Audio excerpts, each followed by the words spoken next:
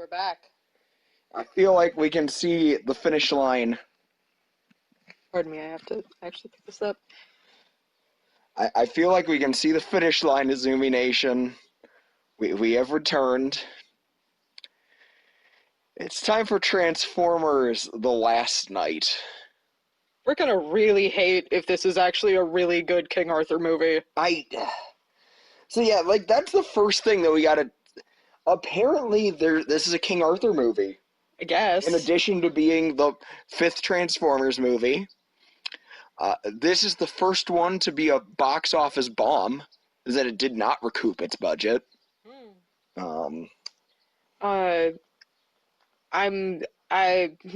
not surprised because did you see the the posters for this? Oh god, they're like the posters are terrible. They're like the most generic Transformers posters yet, and let's face it, these posters have never been good. Yeah, no. Okay, so what this art reminds me of, it's kind of across the board at this point, reminds me of knockoff Magic cards. Oh my god. Oh my god, you're not wrong. So this is you paid them, right, but you didn't pay them enough. This is the one that even the fans of these movies don't seem to defend to me. Like, I know people who love that third one. I know people who really liked that fourth one. I've never met anyone who's like ride or die Transformers: The Last Night. I mean, shit, man, I'm gonna miss the Dinobots. Like, they might be in maybe? I don't know who. I was looking at who's in it, and I was kind of shocked by the humans who are in this one already. Oh no! So Mark Wahlberg is returning.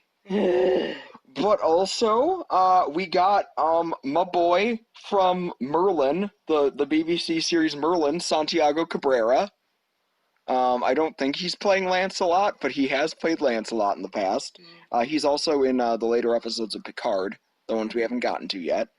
He's a very pretty person. Anthony Hopkins is joining the cast because apparently the rent was due, I guess.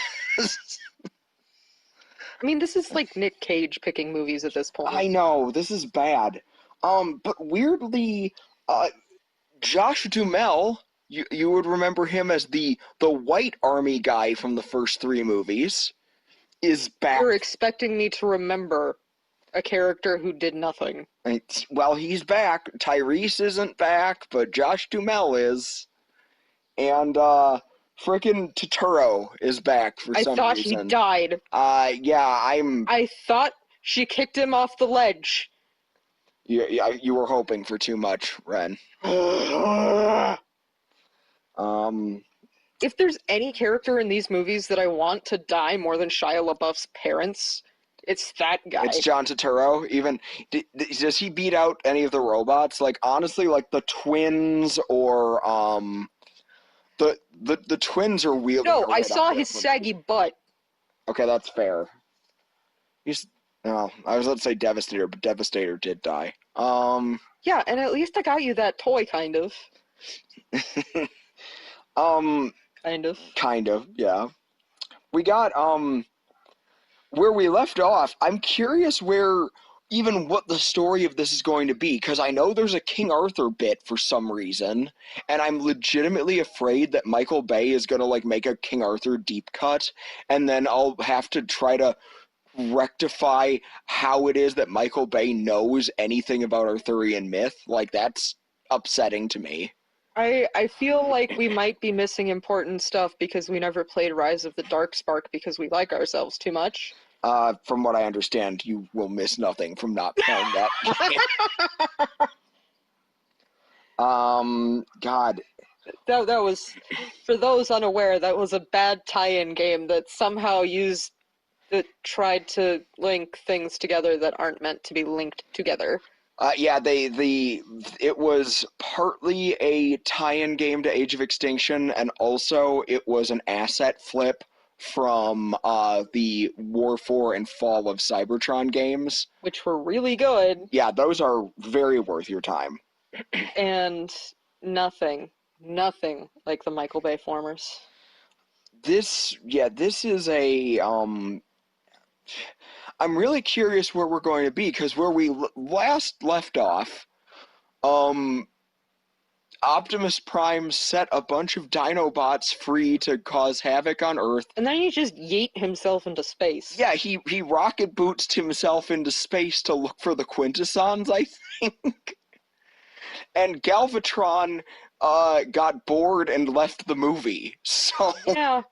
Well, well, thankfully, Cyberverse helped fill me in on what quintessons are. yeah, okay, so you've got a So better now feel I've for got a basis for what they are. And if they are in this movie, there's no way they can be as terrifying as the ones in Cyberverse. Completely agreed. Cyberverse, for those who haven't watched it, decided to do like a remake of The Matrix, but with Quintessons, and it's really good. And terrifying. It was actually a lot of fun. Meanwhile, here we are watching. I doubt that we're going to get anything that in depth. Somehow I doubt it's going to be as in depth as the Quintesson cameo in the '86 movie, which was just nonsense. So we're gonna finally figure out who the Masters of the Universe are. Maybe that would be a great that would be a great Yeah. for those who don't know, the writers of He-Man said they don't even know who the Masters of the Universe are. So we might find out. Who knows at this point? Apparently, Galvatron might even give up on being Galvatron within this movie, which would be his quickest turnaround yet, honestly, of just going back to being Megatron. That's hilarious. I hope that's true. Uh, so like after this, we've got like other movies to watch, like the Transformers Prime movie, right? Yeah, we should like we have theoretically good movies to watch after this. there are theoretically good Transformers movies, so we could watch Bumblebee again. Yeah. I've only watched that movie like half a dozen times and it still hasn't gotten old, so that's Yeah. something. All I know is that my life has an empty hole in it where Whirl and Repugnus are supposed to be. I wouldn't get. Oh, that's something else I want to mention about this movie before we go in.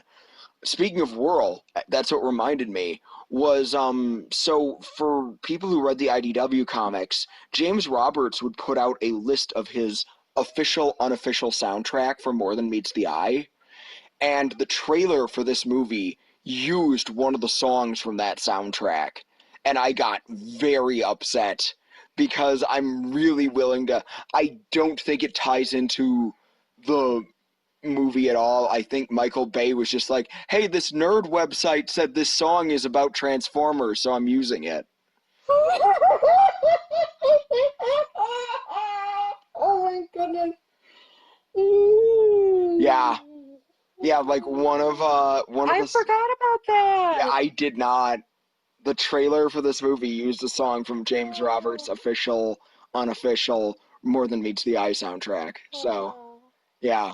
Who knows? Who knows what robots will return since it seems completely arbitrary who comes back anyway. You know, I wouldn't be surprised if Shockwave came back. Will there be a plot? Who knows? Maybe this time Shockwave will have 5 heads and wings. Don't give them ideas. The Earthrise figure hasn't been announced yet. Oh my god, I still want Scorponok back. Sky's the limit, my dude.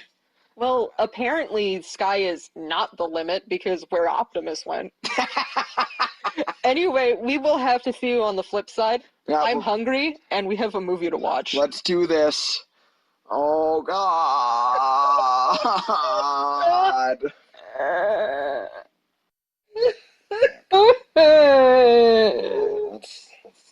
Why? This...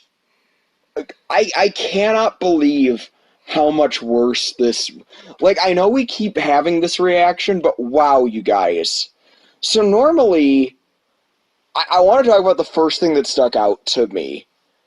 The editing is heinously bad in this movie. Yeah, I have ADD and I couldn't. No. Like, not just the scene-to-scene editing, but like the between shots of the same scene editing was really bad. Make Ooh, aspect ratio switching! Yeah, the aspect ratio changed at random, sometimes just between shots. It literally felt like Dark Knight Rises all over again. And it was weird because, like, of all the things you can say about Michael Bay, there's a lot to shit on him for. Usually he does good filmography, at least. Yeah, at least he's good at setting up a shot. After he sets up the shot, he sometimes does weird things with it, and he's not good at doing a normal shot because he has to make everything big and bombastic. But in this, he could not keep the aspect ratio the same. No, not at all. And it was extremely distracting. I'm like, couldn't you at least zoom in on those letterbox scenes? Because there was not a lot happening on those scenes. See, so like, You could have pan and scanned that. I'm having trouble expressing things because this movie is such a mess. It is. It wasn't just a mess. It wasn't just like a. I'm speechless. So we paused it at 42 minutes in. Mm. I say specifically 42 minutes because that was at the end of the scene where I had had enough. We were overwhelmed. Let's start with the movie decides to start with an extended King Arthur sequence, which is especially crazy because, like, even during a Michael Bay version of the Battle of Baden, there's still explosions everywhere. And, like, the least realistic physics on catapults I have ever seen. Weirdly, the actor who played King Arthur in Once Upon a Time reprised his role in this, which is just confusing. That is not the continuity I want in this world. Oh, don't worry, we'll be talking about continuity Yeah, plenty I in know! this. I wasn't expecting it to tie into Dora the Explorer, though. But before we go on to that, we gotta mention that even weirder, Merlin was played by Stanley Tucci. The villain from the last movie. So no explanation as to why they're the same actor. Oh, but don't worry, King Arthur defeated the Saxons at the Battle of Baden because Stanley Tucci Merlin summoned the Autobots to help him. The Transformers Knights, who The turned into a dragon! 12 combiners who turned into a dragon. A dragon made out of metal toothpicks. Uh-huh. And so the dragon... These Transformers literally shredded themselves to become a dragon. It was... Oh my god. And like... You get some other scenes later in the movie where it's Arthur and his knights and they're raising their swords above the round table, and then the Transformer knights are also raising. It's so stupid. I was screaming. It's so mind-numbing. So I'm an Arthurian myth scholar. I don't know if any of you who saw my Star Wars video might have noticed that. Arthurian myth is my jam, and shockingly, there's more of that in here. We'll get back to that. Put a pin in that. The Arthurian myth is like the only theme in this movie that's actually explored. Okay, I'll take the spear and just stab it right there. Yeah, just Second Staff of Doom. stab with our Staff of Doom. Yeah, I forgot to mention, yeah, he summons the Transformers using a Staff of Doom that they gave him. Yep. So meanwhile, Mark Wahlberg is running a refugee camp for Autobots. This might be the best thing in the movie. During the first 42 minutes, in not best things in the movie, Wahlberg comes up with racist nicknames for every person of color who he interacts with. Mm-hmm. Amazing. During this, we also, we get a weird Goonies thing and a A 10-year-old kid hot wiring a car, and a 10-year-old kid getting horny on main for a 14-year-old main character girl. In Main theory, main character? character, they really play it up like she's going to be important, but then she's not really in, like, the rest of the movie. But it's Dora from Dora and the Lost City of Gold, so that's I weird. know. I feel bad because I literally made a joke about it, and then I looked at the IMDb and I'm like, oh, The oh, that's Dora. the really frustrating thing, Isabella Moner, or Moner is her name, and her acting was actually really good. Her acting was really Like, good. her performance She was probably the best performance in the movie. she interacted with CG assets better than most people can interact with CG assets. Better than any other character in the movie, which is a problem since Mark Wahlberg spent half his time interacting with CG assets. I'm also gonna say she interacted with it better than Michael Bay interacted with CG assets. But yeah, so the robot refugee camp was fun because baby Dinobots. Baby Dinobots. They were super I cute. was squealing and I want 2 hours of that. They were better than most of the movie. We got You got Grimlock shaming. mm-hmm. You got a reprise from Slug. Good to see the Dinobots again, But I got to see a baby slug. even though the Dinobots also disappear midway through the movie Yep. because of course they do. Mm-hmm. And unfortunately, some hanger-oners like a poop that you just can't get out were still here really came back because apparently I'm just not allowed to be happy. Megatron.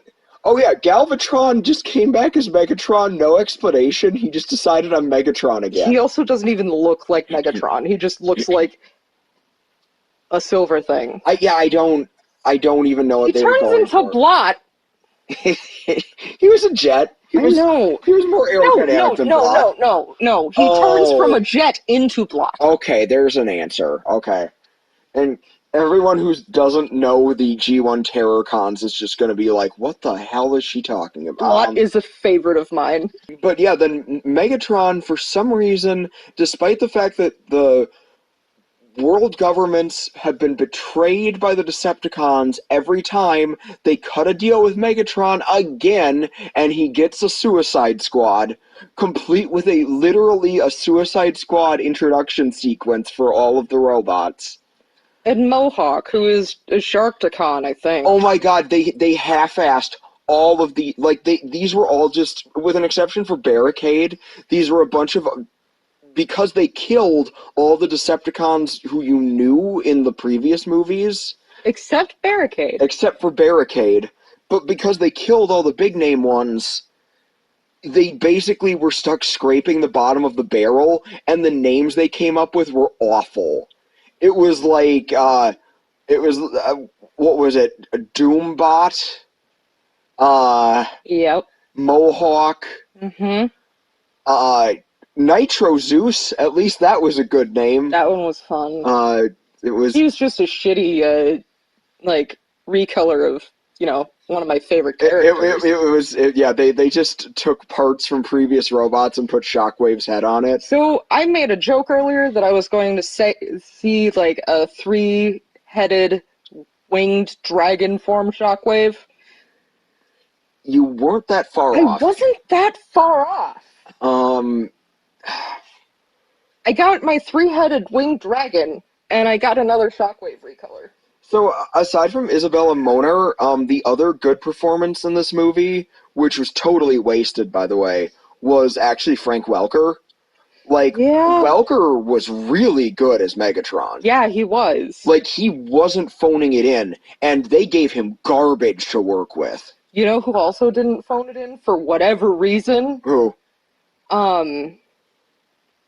British guy.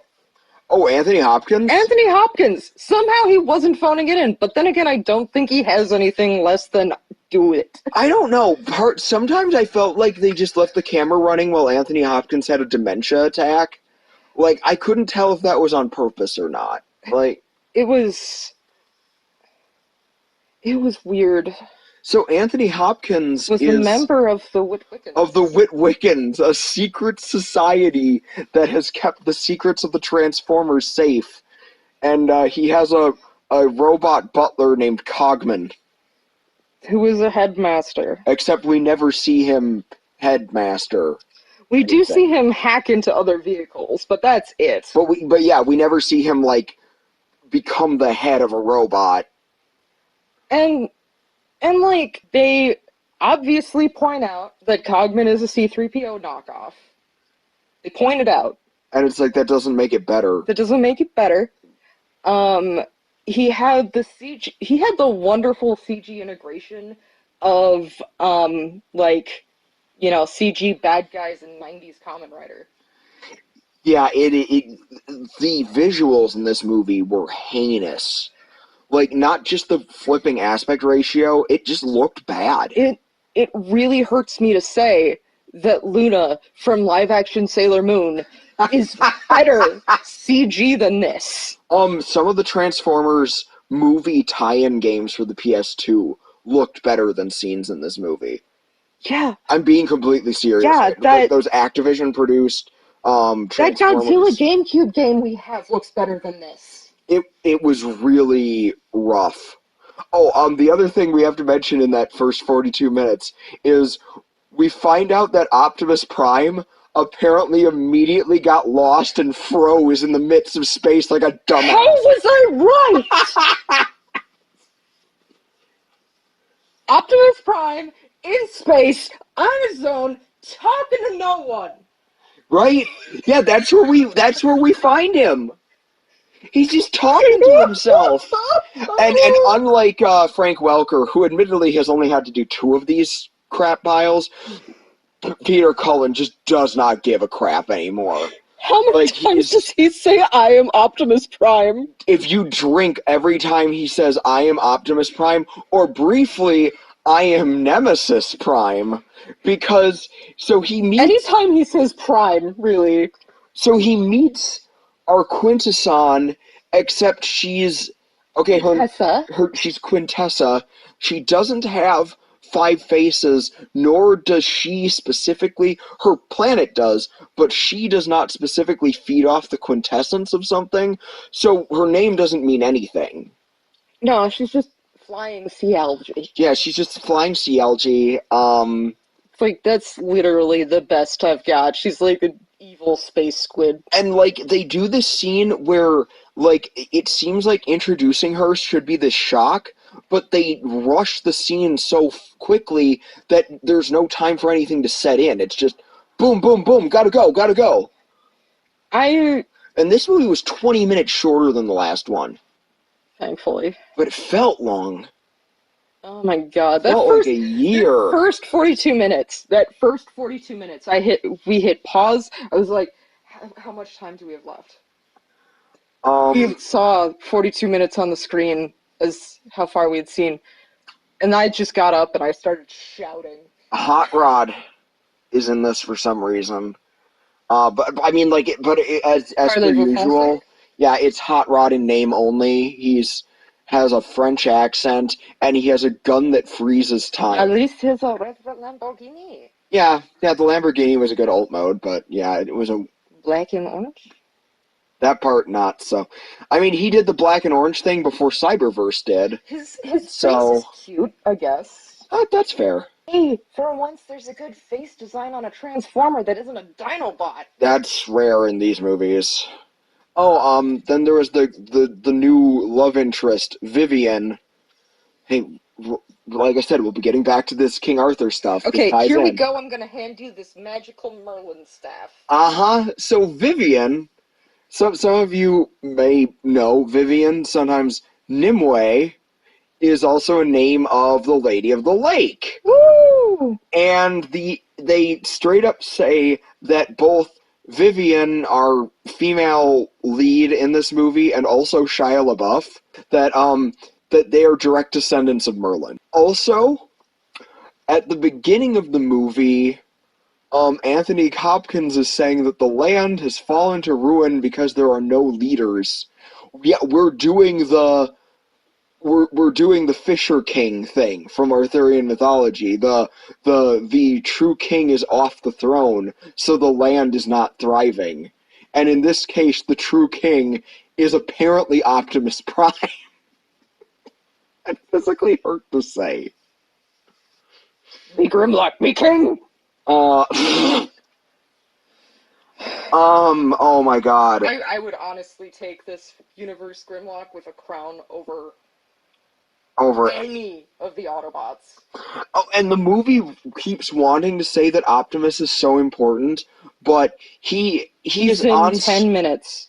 I swear that Batman and Superman spent more time fighting in Batman v Superman than Optimus spends on screen. I think Godzilla had about the right amount of screen time in 2014.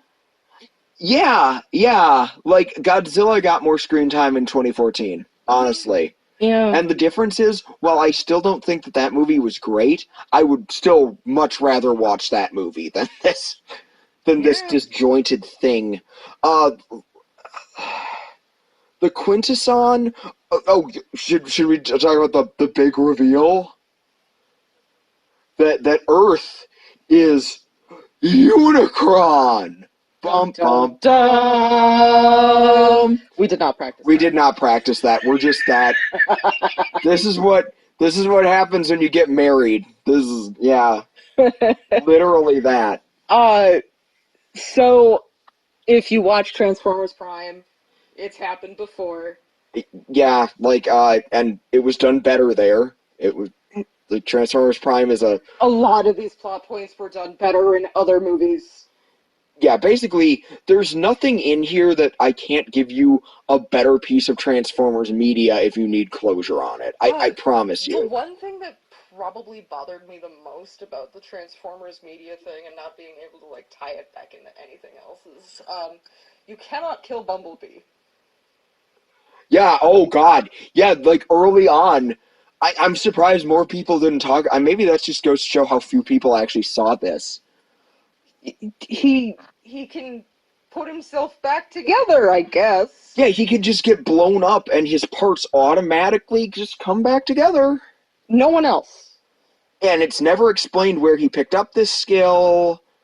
And it's only bothersome because in His voice box. all of these other movies, if a Transformer gets ripped apart, they're dead. Mm-hmm. Like they've established that as a rule. Other characters get ripped apart in the movie. Jazz got ripped in half, and he was dead.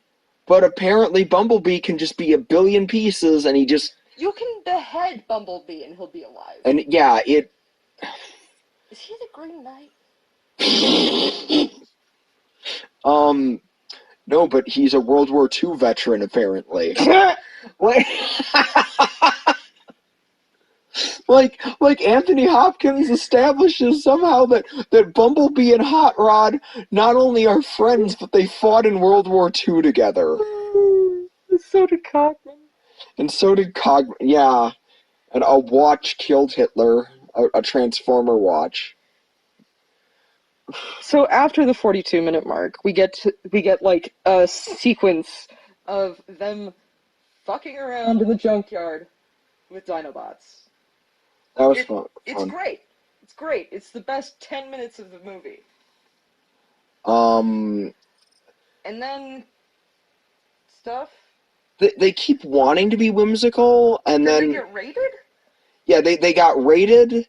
They briefly fight the Decepticons. The Decepticons immediately give up. Then they get attacked by TIE fighter drones. Yeah, and the Star Destroyer drone too. Yeah. So they were attacked by a tiny Imperial fleet? Yeah. Then Mark Wahlberg gets called to England to hang out with Anthony Hopkins, leaving Isabella to never be important in the movie ever again. And leaving her with Hound. With Hound and Drift and Crosshairs and babies.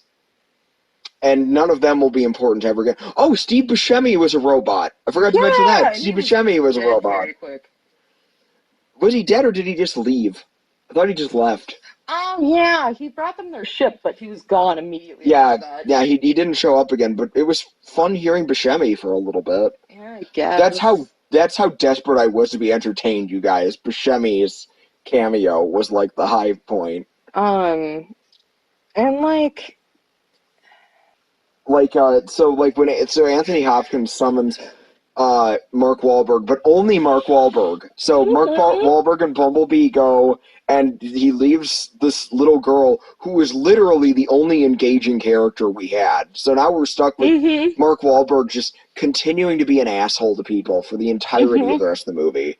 And he meets Vivian, and then we get Anthony Hopkins. By the way, part of why we have to do this is that the plot was like nowhere to be found. But Anthony Hopkins gives this huge, like, history of the Transformers secretly on Earth and how the Knights of the Round Table were half Transformers. And you were, Rena, you're like, this is just like a bad Da Vinci Code. And then we looked.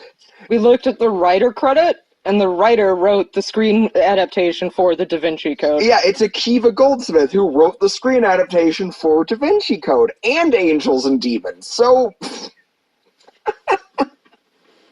One of those movies was close to being okay, oh man. and it was not the Da Vinci Code. Oof. But yeah, so like, suddenly they have to get the Merlin staff. Yep. Grab So, that stick. so that involves going under, like they go underwater. In a submarine that's a transformer who never Who never transforms. transforms. That's a theme in this movie, by the way. So they to get the stick. Bumblebee and Cogman are the only ones who go with them. They meet. Oh, Josh Duhamel came back, and he's hanging out with Santiago Cabrera for some reason, who was also previously in a King Arthur thing, which I mentioned before, but they didn't reference that. I can't help but wonder if Michael Bay watched a lot of King Arthur movies and really wanted to do I a think you watched a lot of really bad King Arthur movies. maybe.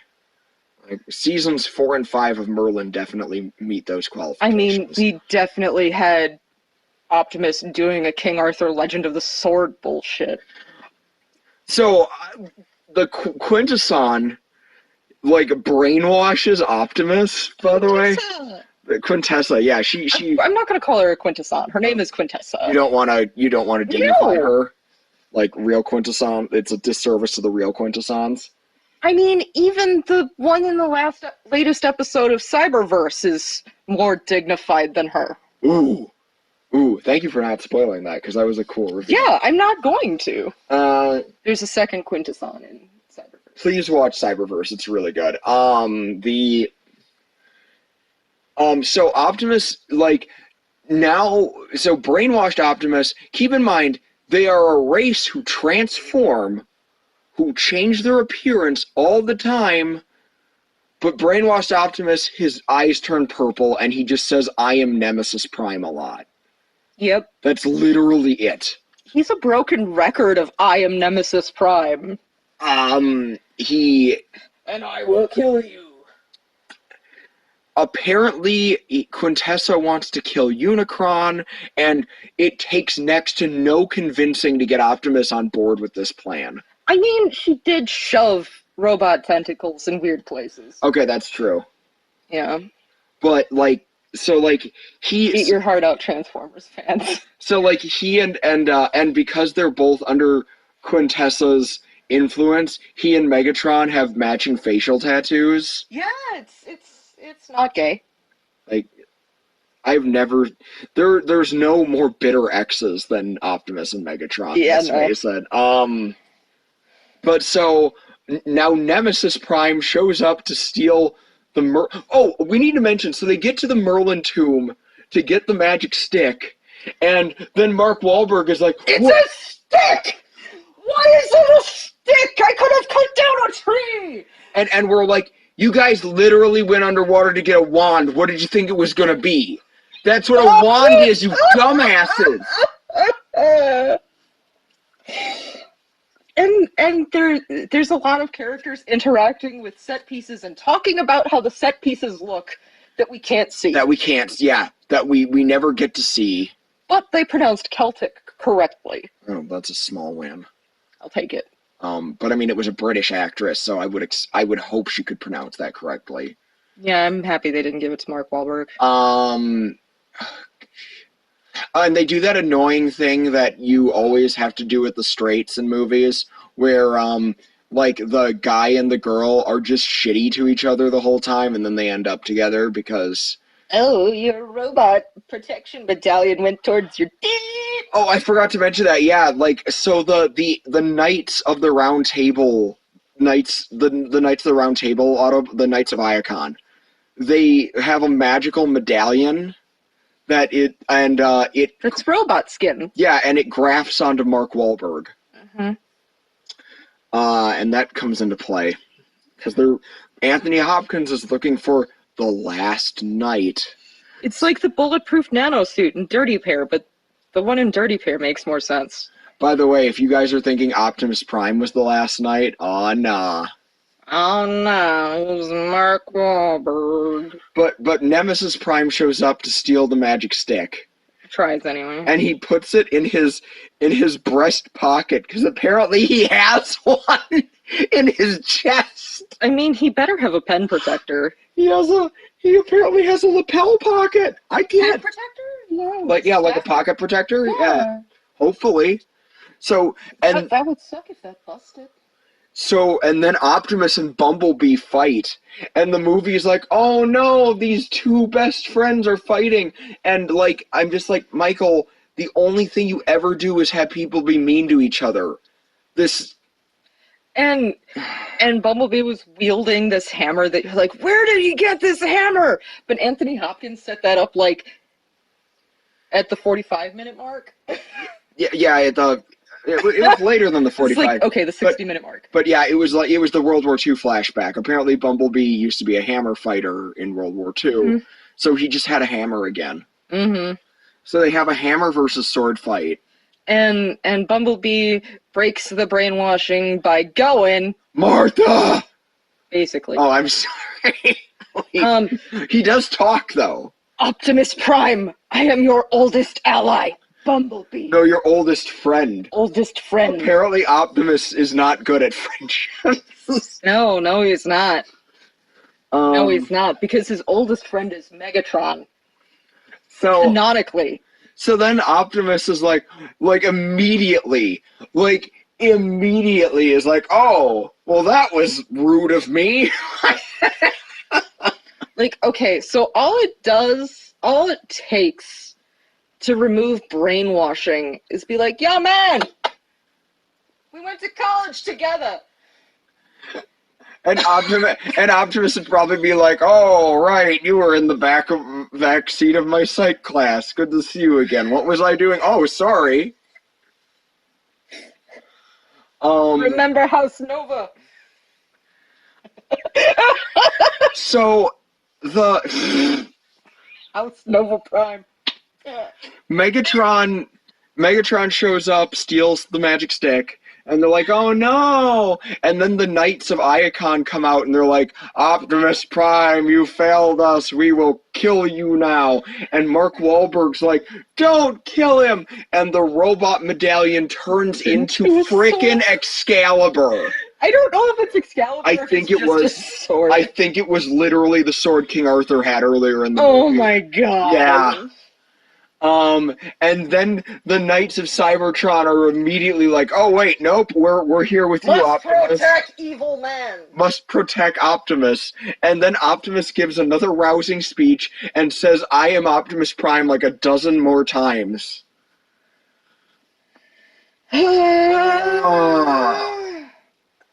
we have the loudest, most nonsensest fight ever. You're forgetting. You're forgetting yeah. Stonehenge and Pangea. Oh, right! Stonehenge is the center of the thing holding down Unicron, and Unicron is what made Pangea break apart. At this point, I started hitting myself in the head with a stuffed animal. Violently. For at least 20 seconds. Megatron has to go to Stonehenge, apparently, to summon Quintessa. He gets shot at by Anthony Hopkins with his gun cane, and then Megatron kills Anthony Hopkins. And also, I'm gonna tell you right now, the field that Stonehenge is on changes. Sometimes it's flat, sometimes it's hilly. It's almost as if some of the shots were shot on location and some weren't. I feel like 2 seconds were filmed on location. And like, so there's just this, the ending is just this ridiculous display of violence, and Isabella comes back and literally contributes nothing. She came back and I'm like, oh hey, it's Dora! We have this thing of just like, it's just the most violentest. Then Megatron pulls a new combiner out of his ass. That was, although to his credit, Infernicus does sound like a Decepticon combiner name. Mm-hmm. Like, I know I'm really grasping for straws at things that aren't terrible, but yeah, but they were all made out of the bad guy from Thor Ragnarok. yes. The horn guy. Yeah, the King of Destruction. yeah, the guy who causes Ragnarok, not to be confused with Hela, but and then Optimus kills all of them, and he and Bumblebee, then he yeets Megatron out the spaceship, and he and Bumblebee beat Quintessa, and we don't know what happens to Megatron. he just got yeeted out the side of the ship. Mm-hmm. Yep. Not the first time. I did say bitches empty yeet. It did happen. Was that before or after Optimus yoked himself into the air and didn't come down? That was after, because Optimus, like, the big loud battle starts with Optimus flying with his rocket boots again, and then he completely disappears again, and all the characters are like, no, it took 15 in-story minutes for the characters to notice, to realize that Optimus wasn't on screen. Where's Optimus? And then I responded, I have no idea. I forgot he was in this movie. And like, it's so frustrating because they keep talking like Optimus is this big hero, but they won't give him screen time. And like, we're even at the point where like you have the characters within the movie being like, every time he gives a speech gives me goosebumps, and I'm just like, no, you've spent that nickel. Like, it doesn't work anymore because you just keep doing it. And it doesn't mean anything. It's the same speech. Just Peter Cullen saying things that sound important doesn't make it good. Yep. It's so... Remember Peter Cullen just trying to make some sort of kind of sense in that one interview? Mm-hmm. Because he had nothing to say about the movie? Other than Optimus Prime is good, maybe? Mm-hmm. It was very...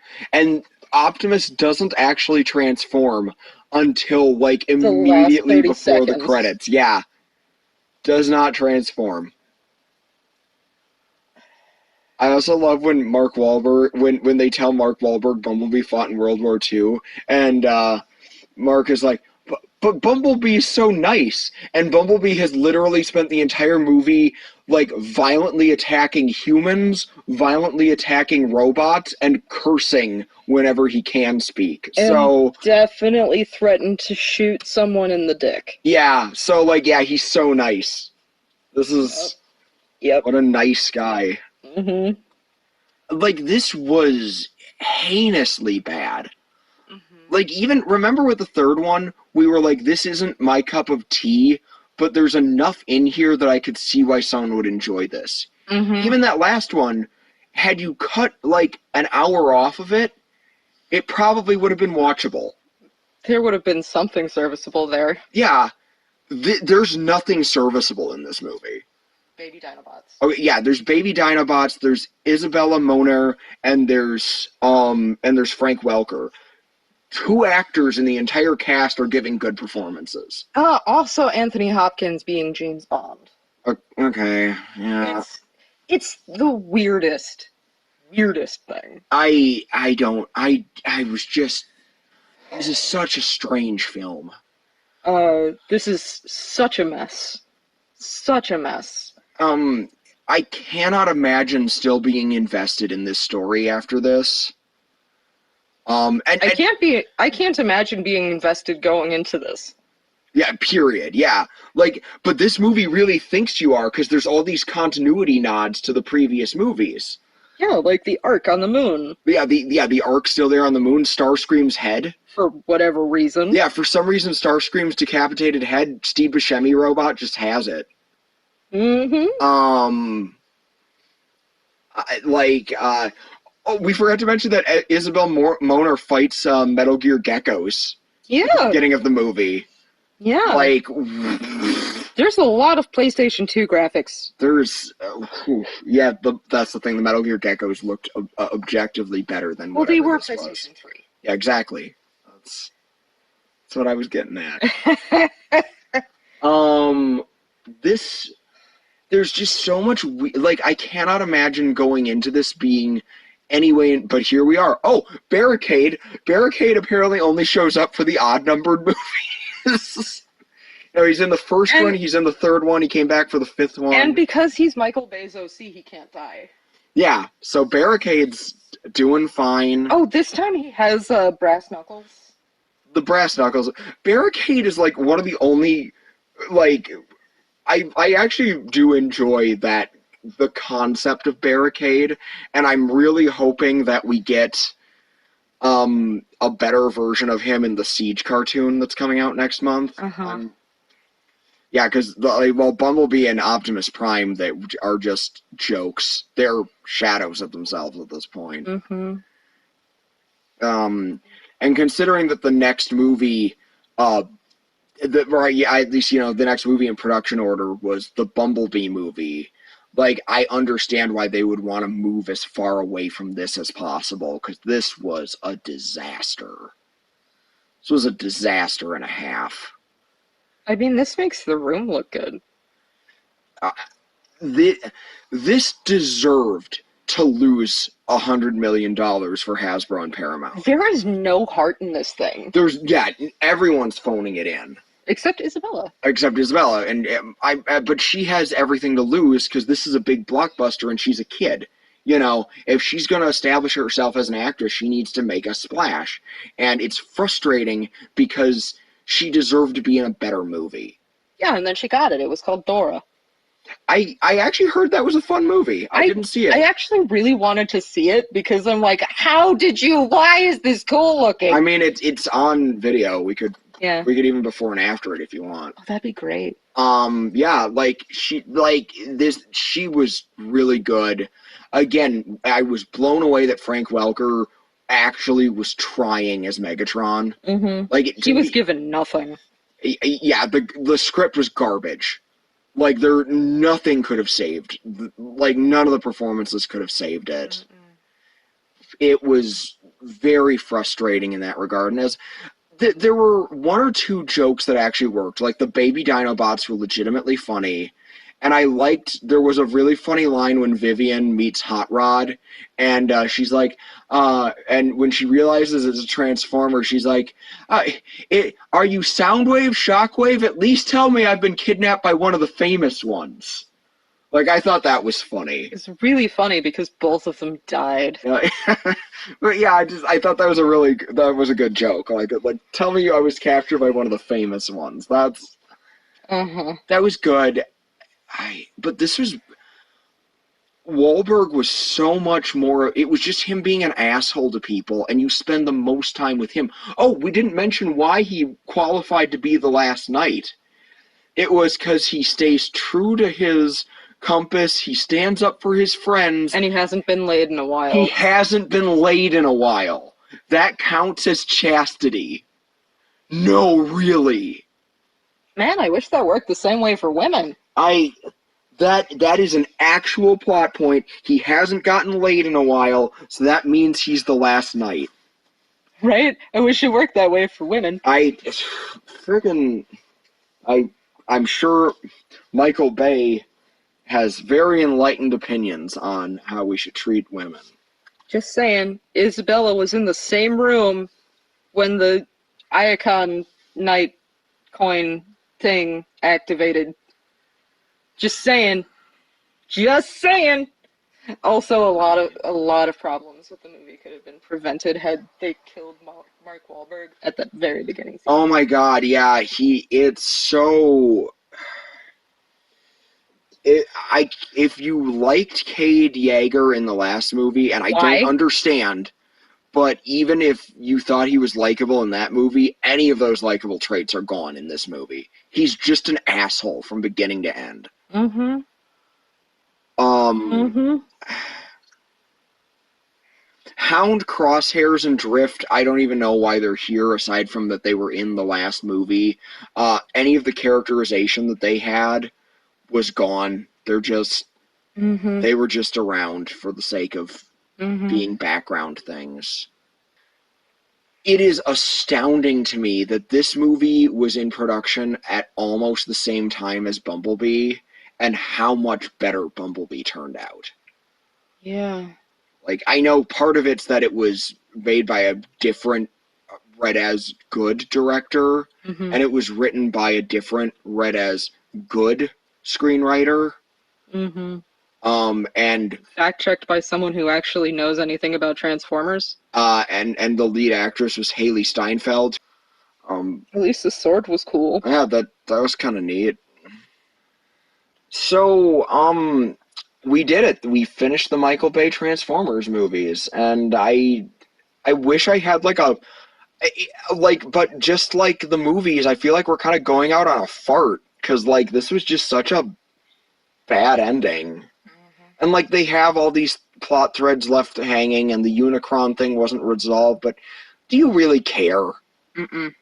Like, anyone listening who's like, but I don't know what's going to happen to Earth Unicron, go on to Tubi. It's a Tubi. It's a free streaming service. All 3 seasons of Transformers Prime are on there. Watch the first season. You can get resolution with better versions of everything. And don't worry, episode 1 looks janky, but it still looks better than this movie. Yeah, the first episode of Prime is pretty bad. The rest of the show is really good. So go watch that. Again, it's on Tubi. It's free. You can just watch it. It's free legally. It's free and legal. Just watch Prime. Just watch Prime. You will be happy with those 26 episodes. Or if you have Hulu, Bumblebee is on Hulu. Mm-hmm. Watch Bumblebee. That's a way better movie. Favor. Do yourself a huge favor. Go watch Bumblebee. Watch Cyberverse. That's on YouTube. That's legally on YouTube. Like, it's really good. Like, all of these are better options. Go watch animated and cry. Go watch animated. Be upset that only got 3 seasons, because that deserved way more. See, I'm also upset because the Transformers Rescue Bots has better animation than this movie. So, I guess, like, my last question is, of these Michael Bay Transformers movies, would you ever go back and rewatch any of them? Or are there any that you're like... The first one. Yeah, I wouldn't mind watching the first one again. I still like it. The first one's a good standalone film. It's not a perfect movie. There's a lot of offensive crap in it. There's a lot of stuff that needed to be unlearned. Mm-hmm. But it is a fun movie. Shia and Megan give really good performances. Peter Cullen wasn't phoning it in. It's just a better movie. Yeah. Yeah. Shockwave's in it. Shockwave wasn't in the first one. He was only in the third one. But there is Scorponok. There was no Scorponok in this movie, but there were Dinobots. There were so many Dinobots. The only reason I want the Studio Series Drift figure is because it comes with the baby bots. I'm gonna have to look at that toy up, just out of curiosity. See, I am that bots kid, and I go ham for those. If you have the little dinosaur coffee maker, let me know. But like, this hurts. This hurts on so many levels. And it hurts because we care. Like, I imagine that a lot of you guys pick up on, we really do love Transformers. Like we do. I have all but 2 versions of Cyberverse Shockwave. Um, I the first birthday present I really remember treasuring was my G2 Optimus Prime, and I still have him. I've had that toy for 26 years. Yep. Think about that. There are so many good Transformer stories out there, and it's such a bummer that this is for years this was the thing most people associate with Transformers. When you said Transformers, they'd think Michael Bay movies, and Which is it's unfortunate. because like you look at like there's so many all those things that we recommended that like you could go stream. Those are all great options. The IDW comics, I still like. Every now and then, Humble Bundle has them up. Yeah, every now and then, Humble Bundle has like a almost complete collection. But they're also not expensive to download. Yeah. Buy, in Um, general. pick up if nothing else like even just like the Windblade miniseries, like that's some of the best. 6 books. That's Worth it. yeah, that's like a really good political intrigue story using Transformers. Like, And you get to see Starscream as a good guy. mm-hmm. And, like, literally, almost anything else. Watch almost anything else. It was. This has been a trip, and I hope you guys had a lot of fun listening to us suffer through these movies. We did have fun. I mean, these 4 out of 5 of these sucked, but we did have fun. Yeah. Yeah, there was a lot of standing up, crying, and shouting. Mm-hmm. Mm-hmm. Yeah.